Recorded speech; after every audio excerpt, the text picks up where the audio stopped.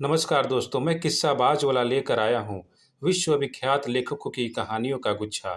दोस्तों, अगर हमारी कहानी आपको पसंद आए तो इसे लाइक, सब्सक्राइब और शेयर ज़रूर करें। तो आइए बिना देर किए शुरू करते हैं हम आज की कहानी। कहानी का शीर्षक है साजिश। इसे लिखा है सूरजपाल चौहान ने। नथु, तू पागल है क्या? मेरी बात क्यों नहीं मानता? इस ट्रांसपोर्ट के धंधे में रखा ही क्या है? दिन रात की मेहनत और तमाम तरह की सिर खपाई। कहीं दुर्घटना हो गई तो जीवन बर्बाद। ऊपर से बड़ी बात यह कि लोहा तुझे फले न फले। कैसे चुकाएगा बैंक का कर्जा? बैंक मैनेजर राम सहाय ने नथु को समझाते हुए कहा। फिर आप ही बताइए साहब, मैं क्या करूं? आप तो जानते हैं कि मैंने कितनी कठिनाई से बीए की परीक्षा पास की है। पिता तो बचपन में ही चल बसे थे। माँ ने किस तरह सारी उम्र अपमान सहकर गांव के मोहल्ले बुहार कर मुझे पढ़ाया, मैं ही जानता हूँ। बड़े सपने संजोए थे कि पढ़ लिख कर किसी शहर में सरकारी नौकरी मिल जाएगी। कितनी सड़कें नापी, लेकिन सफलता हाथ न लगी। 1000 1500 की क्लर्की हेतु 50,000 की रिश्वत मांगते हैं लोग। भला मैं कहाँ से लाऊं इतनी मोटी रकम? इसलिए मैंने तय किया कि बैंक से लोन लेकर एक मेटाडोर खरीद ली जाए। इस कार्य में कृपा कर आप मेरी सहायता करें। नथु ने बैंक मैनेजर के सामने हाथ जोड़ते हुए कहा। बैंक मैनेजर राम सहाय शर्मा नथु की बातें ध्यान से सुनते जा रहा था। बीच में टोकते हुए बोला, नथु, यही मैं तुझे समझाने का प्रयास कर रहा हूँ। ट्रांसपोर्ट के काम में कई प्रकार के लफड़े हैं। फिर तुझे इस काम का अनुभव ही नहीं है। यह काम तो बड़े बड़े व्यापारियों का है। तो फिर साहब आप ही बताएं कि मैं क्या करूं? नथु असमंजस की सी स्थिति में बोला, तू पढ़ा लिखा है, मैं तो केवल सलाह ही दे सकता हूँ। तू पिगरी लोन हेतु क्यों नहीं फॉर्म भर कर देता? इस काम में लागत कम है और फायदा ज़्यादा। बैंक मैनेजर राम सहाय ने नथु को प्यार से समझाते हुए कहा। लेकिन साहब, अरे छोड़ न लेकिन वेकिन को। किसी भी काम को व्यापार का रूप दिया जा सकता है। ला जल्दी से भर कर मुझे दे अपना फॉर्म। अभी अर्जी की मंजूरी हेतु अपने हस्ताक्षर किए देता हूँ। मैनेजर ने नथु की बात बीच में काटते हुए कहा। बैंक मैनेजर की बातों के जाल में नथु पूर्ण रूप से उलझ चुका था। नथु को तनिक भी सोचने का अवसर नहीं मिला। नथु ने एक बार साहस बटोर कर उससे कहा, सर, मैं इस कार्य हेतु कर्जा नहीं लेना चाहता। मैं कोई अन्य काम कर लूँगा, लेकिन सुअर पालने का काम नहीं करूँगा। बस तुम लोगों में यही कमी है। दो चार किताबें क्या पढ़ गए कि समझने लगे अपने आप को बड़ा आदमी। कल्लन जाटों के लड़के श्यामा को देख, तेरी तरह बीए पास है। उसने भी तो बैंक से कर्जा लेकर अपने चमड़े के व्यापार को आगे बढ़ाया है। यह नेक सलाह उसे मैंने ही दी थी। आज लाखों में खेल रहा है। बैंक मैनेजर ने अपने माथे पर बल डालते हुए कहा। किंतु सर, फिर वही किंतु परंतु। मैं तेरा कोई बुरा चाहूँगा? नथु भैया, दूसरे कार्यों में कंपटीशन बहुत अधिक है। तू उनमें सफल नहीं हो पाएगा। आगे तेरी मर्जी। बैंक मैनेजर ने अपनी आंखों से ऐनक उतारते हुए कहा। मैनेजर की बात सुनकर नथु के मन में रह रहकर सवाल उठने लगे। वह सोच रहा था, एक्सीडेंट हो गया तो क्या होगा? बर्बाद हो जाऊंगा मैं, फिर कैसे चुकाऊंगा बैंक का कर्ज? बैंक मैनेजर राम सहाय शर्मा मन ही मन खुश था। वह अपना ब्रह्म बाण नत्थु पर पूरी तरह से छोड़ चुका था।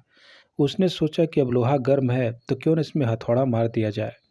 हेड क्लर्क को आवाज़ लगाते हुए उसने कहा, सतीश, जरा हेल्प करना इसको पिगरी लोन के लिए फॉर्म भरवाने में।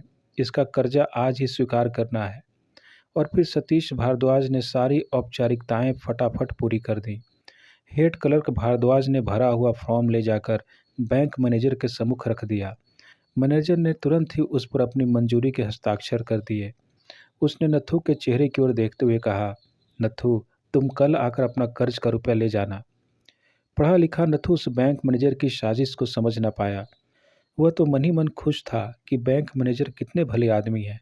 पिगरी फार्म खोलने की कितनी अच्छी सलाह दी है उन्होंने। अब वह घर के आंगन में बाड़ा बनाकर सुअर पालने का धंधा करेगा। नथु मार्ग में चलते चलते सब बातें सोच रहा था। बैंक मैनेजर शर्मा और हेड क्लर्क सतीश भारद्वाज दोनों बहुत खुश थे। वे दोनों अपनी सफलता पर एक दूसरे को देखकर मंद मंद मुस्कुरा रहे थे। साले आ गए चूहड़े चमार पढ़ लिख कर व्यापार करने। बैंक से उधार लेकर ट्रांसपोर्ट का धंधा करेंगे, व्यापारी बनेंगे, ट्रेंड चेंज करेंगे। शर्मा और भारद्वाज आपस में बातें करते करते ठहाका लगाकर हंस रहे थे।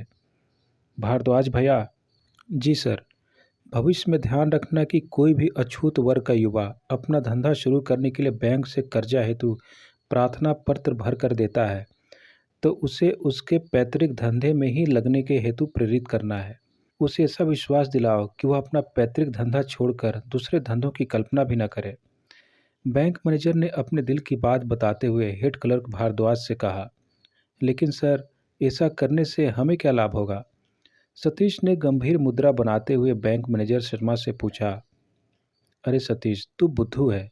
कैसे सर? बैंक मैनेजर ने दबे स्वर में सतीश से पूछा। जिसके बाप दादा हमारे घरों की गंदगी साफ करते आए हों और जूठन खाकर बड़े हुए हों, भला उन्हें तुम अपने साथ बैठाकर खाना खिलाओगे? मैं आपका अभिप्राय नहीं समझा। मैनेजर ने इधर उधर देखा। आसपास कोई नहीं था।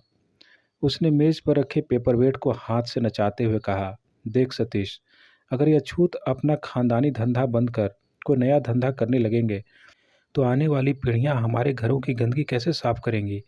उस स्थिति में घर की गंदगी क्या तुम खुद साफ करोगे? अरे बाप रे! सतीश ने अपना माथा पकड़ लिया और हैरानी से बोला, मैंने तो इस पहलू पर कभी सोचा ही नहीं था।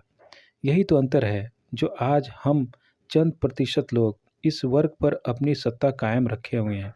मान गए सर, क्या दिमाग पाया है। हेड क्लर्क सतीश ने बैंक मैनेजर शर्मा से कहा, चलो भारद्वाज, आज तुम मेरे घर चलो। आज इसी सफलता पर दोनों घर में बैठकर जश्न मनाएंगे। मैनेजर शर्मा ने हेड क्लर्क सतीश से कहा। नत्थू ने घर जाकर सारी बातें अपनी पत्नी शांता को बताई। नत्थू की बातें सुनकर शांता का माथा ठनका। शांता पढ़ी लिखी तो कम थी, लेकिन थी बड़ी समझदार। बैंक मैनेजर की साजिश को समझ गई कि मैनेजर ने उसके पति को पिगरी लोन के लिए ही प्रेरित क्यों किया। वह उसे और भी किसी प्रकार का काम करने की सलाह दे सकता था। उसने नत्थू से कहा, आखिर आपको उस धूर्त मक्कार बैंक मैनेजर ने अपने जाल में फंसा ही लिया। आप उस मक्कार के ब्रह्मफांस में आ गए। अरे तू पागल है क्या? मैनेजर साहब भला मुझे मूर्ख बनाकर क्या लेंगे? वह क्या मेरे दुश्मन हैं? पिगरी लोन है तो उन्होंने मुझे उचित ही तो सलाह दी है। नत्थू ने अपनी पत्नी शांता की ओर हैरानी से देखते हुए कहा, अब आ गए उसकी बातों में। क्या खाक पढ़े लिखे हो? जब दूसरी जाति के लोग ट्रांसपोर्ट या दूसरा काम कर सकते हैं तो तुम क्यों नहीं कर सकते? अरे मूर्ख औरत, उसमें मेहनत बहुत अधिक है। लोहा फले या न फले, यदि कभी दुर्घटना हो गई तब क्या होगा? घर बैठे ही बर्बाद हो जाऊंगा। नत्थू ने शांता को बीच में टोकते हुए कहा। नत्थू की बातें सुनकर शांता ने मन ही मन मुस्कुराई और बोली, सबसे कम मेहनत तो झाड़ू लगाने के काम में है। सुबह सुबह मोहल्लों की सफाई करो और दारू पीकर सारे दिन मस्ती मारो। कोई काम फले या न फले, ये बेतुकी बातें ही हमें निष्क्रिय बनाती हैं। यही बातें हमारे विरुद्ध काम में लाई जाती हैं। मेरी बात मानो और कल जाकर बैंक से अपना कागज वापस ले लो, शांता ने नत्थू को समझाते हुए कहा। शांता की बातों ने नत्थू की विचारधारा को फिर से बदल दिया। नत्थू जैसे सोते से जाग गया हो। मन ही मन उसने बैंक मैनेजर राम सहाय शर्मा को सबक सिखाने की ठान ली थी। इस विषय पर उसमें और शांता में लंबी चर्चा हुई। दोनों ने तय किया कि बैंक मैनेजर शर्मा को सबक मिलना ही चाहिए। उसी सांझ को उसने अपने टोले मोहल्ले के युवकों से बात की। अगले दिन अगल बगल के गांव के टोलों में भी यह चर्चा का विषय बन गया। इतवार के दिन नत्थू ने अपने गांव में एक सभा बुलाई। शांता भी उस सभा में गई।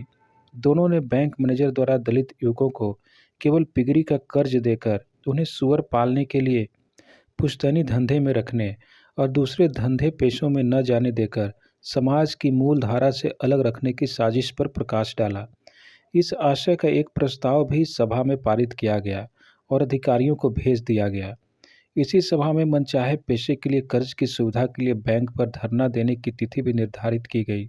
निर्धारित तिथि पर दूर दराज के दलित पिछड़े टोलों के युवक नत्थू के घर से बाहर जमा होने लगे। एक विशाल जनसमूह नत्थू और शांता के नेतृत्व में चल पड़ा। मन चाहे पेशे के लिए कर्ज देना होगा, पुश्तैनी धंधों में रखने की साजिश बंद करनी होगी, हमें भी बहुमुखी विकास का अवसर दो के नारे लगाते हुए सैकड़ों लोगों ने बैंक को घेर लिया। इतनी बड़ी भीड़ को देखकर बैंक मैनेजर शर्मा के हाथ पांव फूल गए। उन्होंने बड़ा बाबू सतीश भारद्वाज को पता लगाने के लिए भेजा। बड़े बाबू ने नत्थू और शांता को सबसे आगे देखा तो वह समझ गया कि माजरा क्या है। इसी बीच जिला प्रशासन की तरफ से फोन पर फोन मैनेजर को आ रहे थे। वे पूछ रहे थे, इस अशांति का कारण क्या है? पुलिस जा रही है, मामला शांति से निपटाएं। मामला दलितों का है, मामूली बात पर आप लोग बखेड़ा लगाते हैं। प्रशासन एवं बैंक ऊपर के अफसर फोन पर ताकीद कर रहे थे।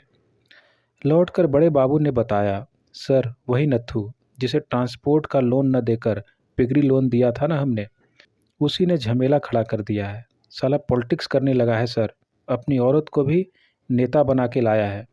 थोड़ा पढ़ क्या गया, ये लोग अब सर पर हाथ रखने लगे हैं तो साले नीच जात, पर होड़ लगाते हैं ब्राह्मण बनियों से। इसी बीच नत्थू, शांता और कुछ अन्य प्रतिनिधि मैनेजर के कमरे में जबरन घुस आए। साथ में गांव के मानिंद लोग भी थे। मैनेजर ने तुरंत लहजा बदल लिया। अरे आओ भाई नत्थू, बेकार तुम गुस्सा हो गए। हम तो उसी दिन तुमको ट्रांसपोर्ट का लोन दे देते। बड़ा अच्छा पेशा है ट्रांसपोर्ट का भी। लाओ अभी कागज़ पलट देते हैं। हम क्यों मना करेंगे भाई, जो धंधा तुम करना चाहो करो। हम तो तुम्हारी भलाई के लिए बात कर रहे थे।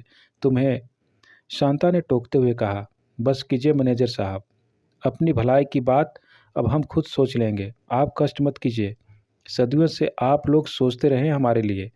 अब आप आराम कीजिए। अपना नफ़ा नुकसान हम खुद समझेंगे। गलती करके ही लोग सीखते हैं, हमें गुमराह मत कीजिए। आप अपने बेटे को पिगरी का लोन देकर प्रशिक्षित करें तो अच्छा होगा। पिछले हफ्ते आपने क्या कहा था और अभी कैसे बातें कर रहे हैं? गिरगिट की तरह रंग बदलना तो कोई आप लोगों से सीखे। अरे नहीं देवी जी, आप बुरा मान गई।